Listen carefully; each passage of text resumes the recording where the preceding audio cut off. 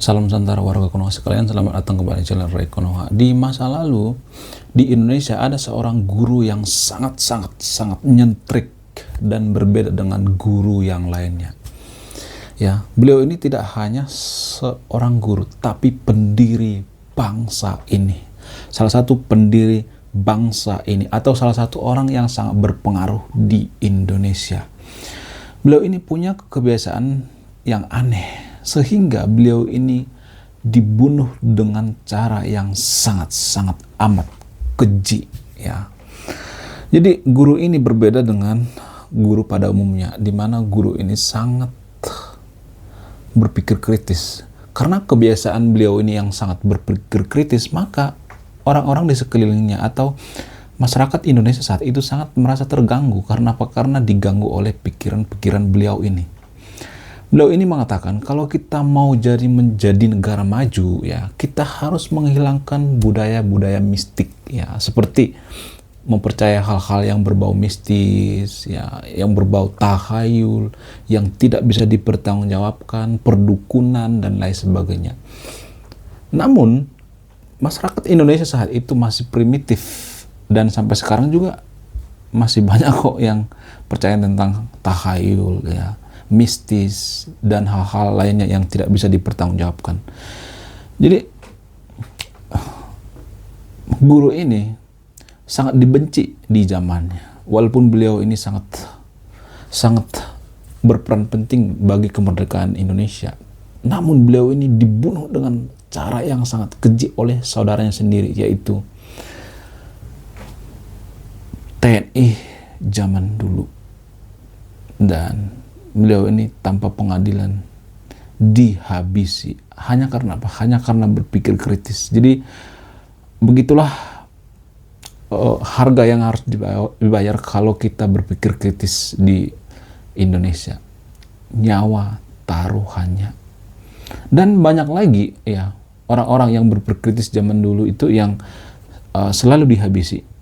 Dan bangsa ini biasanya sangat anti yang namanya berpikir kritis. Sangat anti. Zaman dulu kalau ada orang yang berpikir kritis, ya, maka akan segera dihabisi. Nah, yang jadi pertanyaan, kenapa bangsa kita itu sangat anti yang berbau berpikir kritis? Kenapa kita sangat membenci orang yang berpikir kritis? Apa alasannya? Dan apakah ini pengaruh daripada pendidikan?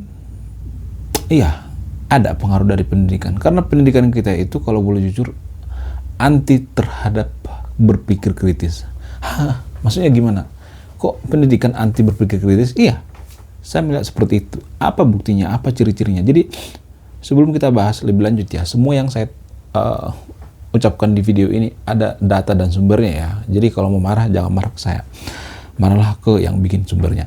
Salah satu alasan yang paling masuk akal kenapa pendidikan kita itu masih anti kritik adalah pengaruh budaya yang masih paternalistik dan hierarkis, ya, membuat siswa tidak didorong untuk bertanya dan mempertanyakan sesuatu. Jadi kalau di sekolah di Indonesia itu, ya, umumnya, tapi ya nggak semuanya, tapi umumnya orang yang suka bertanya itu akan disebut orang yang bodoh. Jadi ya nggak semuanya, tapi ya kalau guru ngejelasin dari depan nih, dijelasin terus murid-murid bertanya, guru berpikir, ya, umumnya guru di Konoha itu berpikir bahwa ini murid bermasalah, kenapa dia nggak ngerti apa yang saya terangkan, begitu kira-kira. Padahal bisa aja yang dipertanyakan oleh murid itu adalah sesuatu hal yang sangat amat penting, membuka kemungkinan baru misalnya, ya, atau membuka pola pikir baru, atau kalau misalnya nih ada guru menjelaskan tentang rumus-rumus, bisa aja murid ini pengen mempertanyakan rumus yang baru gitu, bagaimana rumus itu terbentuk dan lain sebagainya. Jadi pertanyaan-pertanyaan semacam ini sangat dibutuhkan dalam pendidikan. Kalau kita berkaca dengan Eropa misalnya, seperti langit dan bumi, saya tidak mengatakan bahwa orang Eropa itu lebih cerdas daripada orang Asia. Menurut penelitian, sebenarnya otak orang-orang Eropa itu dengan orang-orang Asia itu, terutama Asia Tenggara, orang Indonesia, nggak jauh beda kok. Nggak terlalu jauh beda. kapasitas otaknya. Yang membedakan apa? Yang membedakan itu adalah kita terlalu percaya yang namanya hal-hal yang berbau mistis atau yang berbau tahayul. Itu doang. Kalau itu bisa kita hilangkan, ya Indonesia bisa menjadi negara maju. Jadi sebenarnya ya banyak faktor kita menjadi negara maju. Tapi faktor yang paling utama itu adalah percaya hal-hal yang berbau mistis, tahayul, dan sebagainya. Dan tidak ada satupun presiden di Konoha yang berhasil memberantas ini. Nggak ada. Nggak ada satupun yang fokus untuk merubah tradisi ini. Padahal kalau ini dirubah, ya Indonesia bisa menjadi negara maju. Jadi alasan kita itu stuck di negara maju itu, di negara berkembang itu adalah karena pemikiran-pemikiran kita seperti ini. Percaya hal-hal yang tidak masuk akal, yang katanya, percaya tentang sesuatu yang katanya dan katanya. Ya, dalam semua hal kita itu berbau mistis. Bahkan jadi pejabat juga, banyak kok di Konoha pejabat itu pergi ke dukun. Kalau boleh jujur. Pergi ke orang pintar dari mana? Pintar dari Hong Kong. Bayangkan coba seorang pejabat ya yang kita percaya ya memimpin negeri kita ini. Ya seorang DPR misalnya mau nyalon DPR, mau apapun itu pejabat di Konoha, ada banyak kok yang pergi ke dukun, ada banyak seperti itu. Jadi dunia perdukunan itu harus dimusnahkan dari Indonesia kalau kita mau jadi negara maju. Kalau misalnya ada yang bantah, itu kan dukunnya bisa sembuh. Misalnya nih dibawa berobat ke dukun misalnya sembuh. Biasanya dukun itu menggembur-gemburkan 1 dari 1000 orang yang sembuh ya. Kalau misalnya kita ke dukun kan pasti dia ngomong gini, kemarin ada yang berobat ya ke sini nggak punya anak misalnya, atau penyakit kanker misalnya, tiba-tiba sembuh. Saya kasih obat sembuh. Padahal itu 1 dari 1000 orang. Terus yang 999 sekian itu nggak diceritakan itu. Yang gagal itu maksudnya. Jadi yang benar ini yang digembur-gemburkan. Jadi begitu cara kerja atau cara licik daripada perdukunan di Konoha. Jadi jangan percaya dukun ya guys. Ya. Di Konoha itu dukun itu sangat terhormat. Makanya disebut namanya dengan orang pintar. Orang pintar minum tolak angin. Luar biasa. Selain itu, karena faktor tekanan sosial dan budaya yang mengutamakan kesopanan dan tidak memperbolehkan mengkritik. Jadi orang Indonesia itu berpikir kalau kita mengkritik itu tidak sopan. Lu nggak sopan ya sama orang tua. Lu ngkritik segala. Jadi di Indonesia gitu. Apa? Lu tahu apa? Lu itu masih kecil, belum lahir. Gua udah jadi guru. Lu mau nantangin gua. Jadi orang-orang di Konoha itu berpikirnya seperti itu. Ya, tahu apa lu tentang pendidikan? Tahu apa lu tentang agama? Ngaji dulu sana. Ya, sok tahu lu. Jadi di Konoha itu seperti itu ya. Terutama dalam beragama kita itu masih sangat-sangat anti kritik ya. Gimana kita mau kritik coba orang baru kita nanya juga sudah dikatain sesat ya kan. Jadi dalam segala hal apapun kita itu anti kritik. Dalam bernegara juga seperti itu, anti kritik. Dalam segala hal apapun itu. Selain itu, yang kemudian misalnya pengaruh media sosial yang seringkali menyebarkan informasi yang tidak akurat ya, hoax, terutama TikTok ya. Di video sebelumnya saya udah bahas ini, 70% warga TikTok itu gangguan mental menurut penelitian. Karena apa? Karena diesel dengan informasi-informasi sampah. Jadi algoritma itu kan sama seperti otak manusia. Algoritma itu kan sama seperti cerminan otak manusia. Kalau misalnya nih orang Indonesia itu sukanya tentang video-video tentang prank misalnya, yang unfaedah misalnya, ya prank apa itu, prank yang alay-alay, maka itu akan trending. Karena apa? Karena itu yang banyak disukai oleh warga Konoha. Jadi cara pikir manusia itu ya sama seperti algoritma di kehidupan nyata. Itu yang banyak disukai oleh masyarakat, itu yang akan trending. Itu yang disukai oleh otak manusia. Jadi karena kerja algoritma itu adalah cara kerja otak manusia. Ya. Jadi kalau misalnya ada video trending yang alay gitu, yang hoax tanpa data yang akurat, maka itu yang sebenarnya yang disukai warga Konoha. Itu kualitas daripada warga Konoha. Karena warga Konoha itu tidak peduli dengan data atau fakta, nggak peduli, bodoh amat ya. Selain itu ya, kurangnya kesadaran akan pentingnya berpikir kritis dan kehidupan sehari-hari ya. Itu efeknya kalau kurangnya kesadaran akan pentingnya berpikir kritis. Boro-boro berpikir kritis, bertanya aja sudah ini ya, dikatain kamu bodoh banget ya, tanya mulu. Di Konoha gitu ya. Apalagi anak kecil kalau banyak tanya pasti orang tuanya ngomong gini, kok anak saya banyak tanya ya, bermasalah ya. Ya iya, banyak tanya, orang baru lahir ke dunia, dia belum terlalu familiar dengan dunia, ya kan? Ya makanya dia banyak tanya. Ya.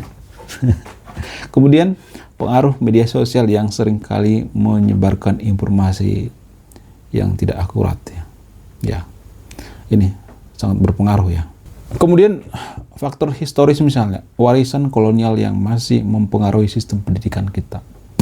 Ya, ini sangat berpengaruh. Warisan kolonialisme ya.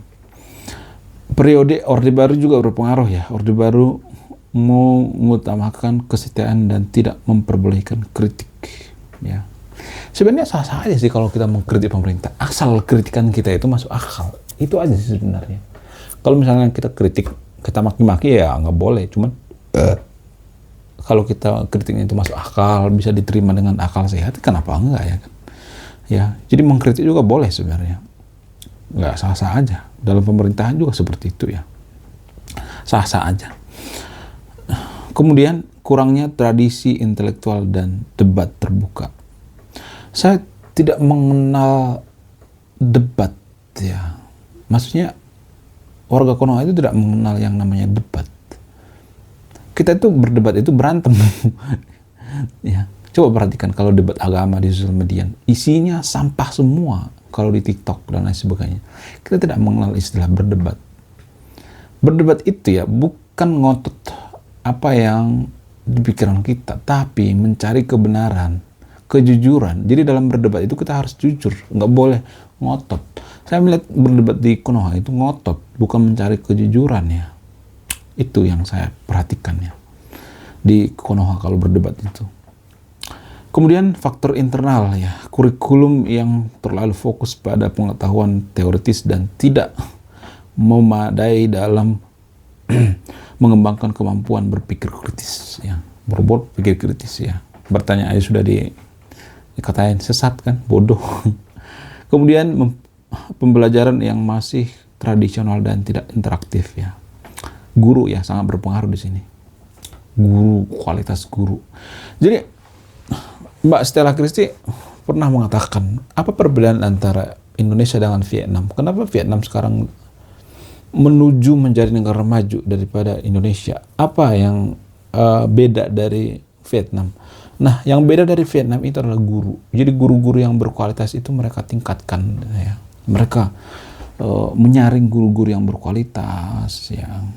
Itu yang mempengaruhi ya. Kenapa Vietnam itu selangkah lebih maju. Saya melihat selangkah lebih maju. Bahkan investor-investor lebih menyukai Vietnam daripada Indonesia, saya lihat kalau boleh jujur ya. Tapi warga Indonesia pasti menyangkal ini. Oh enggak. Itu hoax. Oh enggak. Warga Konoha kan seperti itu, kurang jujur. Kita harus jujur mengakui ya. Selain itu, apalagi misalnya metode pembelajaran yang masih tradisional, dan ini sudah tadi ya, kurangnya pelatihan guru dalam mengembangkan kemampuan berpikir kritis ya. Kurangnya pelatihan guru dalam mengembangkan ya. Lagi-lagi guru, kualitas guru guys, kualitas guru. Kita harus fokus pada kualitas guru. Selain itu, fokus pada ujian dan kurangnya penekanan pada kemampuan berpikir kritis. Kita di Konoha itu kan ujian terus ujian terus ujian mulu ya. Harusnya kan kita ditekankan pada berpikir kritis ya. Bagaimana kita berpikir itu supaya lebih maju gitu ya. Lalu bagaimana solusi daripada untuk meningkatkan berpikir kritis ini? Kalau menurut saya pribadi ya, mulai dari keluarga dulu ya. Dari kita sebagai orang tua, membiasakan anak kita itu berpikir kritis ya. Jangan langsung menekan gitu atau membatasi anak kita kalau misalnya dia bertanya ini dan itu. Mari kita ladeni gitu. Kita berikan jawaban-jawaban yang masuk akal. Terus kita ajak dia berpikir kritis. Jangan ngata-ngatain anak sesat kalau misalnya dia banyak pertanyaan. Jangan seperti itu. Kita mulai daripada keluarga ya. Terus setelah itu kita mulai dari sekolah. Ya, tapi saya melihat sekolah-sekolah zaman sekarang ini, mohon maaf ya, rata-rata itu sudah seperti sekolah agama. Sudah sudah susah membedakan mana sekolah agama, mana sekolah negeri. Jadi biasanya sekolah agama itu nggak semuanya, tapi ya mendoktrin kita untuk dogmatis, tidak berpikir kritis ya biasanya. Sehingga susah untuk berpikir kritis di sekolah yang bernuansa agama.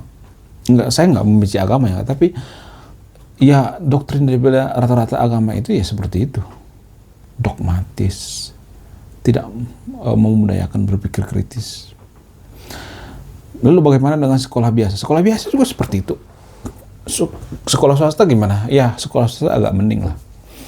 Swasta, tapi SPP-nya kan mahal banget ya, mahal banget kalau nyekolahin anak ke sekolah swasta ya. Kalau ide dari saya sih, mending homeschooling ya. Tapi biaya homeschooling juga lumayan ya. Menurut saya itu homeschooling lebih worth it ya. Saya tidak menyarankan ya, tapi ini pribadi saya lebih baik homeschooling ya. Homeschooling itu lebih worth it menurut saya pribadi. Karena apa? Karena waktunya fleksibel, kita bisa ikut mengajari anak kita ya. Saya sendiri juga saya ngikut ngajarin anak. Saya harus punya andil besar untuk mendidik anak. Saya punya tanggung jawab besar. Nggak hanya melahirkan anak, tapi punya tanggung jawab yang sangat besar. Mulai dari kecil, mulai dari kandungan ya, gizinya, terus lahir, dididik ya. Terutama kejujuran. Saya sangat menekankan yang namanya kejujuran kepada anak saya. Itu pelajaran yang paling utama dulu, kejujuran yang paling utama. Percuma dia banyak tahu tentang ilmu pengetahuan kalau tidak jujur ya. Jadi kejujuran yang paling utama itu yang perlu kita ajarkan ke anak kita. Kurikulumnya itu kejujuran yang maha esa, kejujuran yang paling utama ya. Dan saya tidak terlalu mendoktrin anak saya itu belajar banyak tentang agama. Bahkan saya mengajari berbagai agama. Ya, biar apa? Dia tidak terlalu dogmatis dan dia bisa menghargai berbagai agama ya.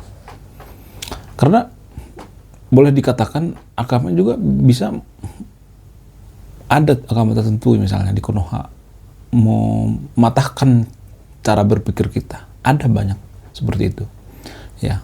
Ada faktornya dari agama mematahkan cara berpikir kita. Jadi di homeschooling itu kan bisa ini kita bisa meng-create kurikulumnya seperti apa, dan waktunya juga fleksibel, nggak terlalu banyak belajar dan sebagainya. Cuman homeschooling itu ada kekurangannya, apa itu? Kurang relasi ya, anak-anak kurang bergaul ya. Tapi kalau misalnya kita kerja pindah-pindah ya, sangat cocok homeschooling. Karena anak-anak artis juga banyak yang homeschooling kan. Jadi sah-sah aja kalau kita pakai homeschooling. Saya melihat di masa depan homeschooling akan diminati. Karena apa? Karena di masa depan itu teknologi sudah semakin canggih dan ijazah juga nggak terlalu dibutuhkan ya di masa depan. Yang penting lu bisa gitu. Bahkan perusahaan-perusahaan gede seperti Google, ya Tesla dan sebagainya, mereka nggak peduli dengan ijazah kita, mau S1 kayak S10 kayak mau S-Teller kayak, nggak peduli. Yang penting skill dan attitude yang paling utama Ya, oke, terima kasih sudah menyimak dan memahami video ini. Dan kedepannya mungkin saya akan lebih banyak bahas tentang pendidikan ya, pendidikan dan sejarah. Oke, sekian video ini. Terima kasih sudah menyimak. Saya Ray Konoha. Salam rasional.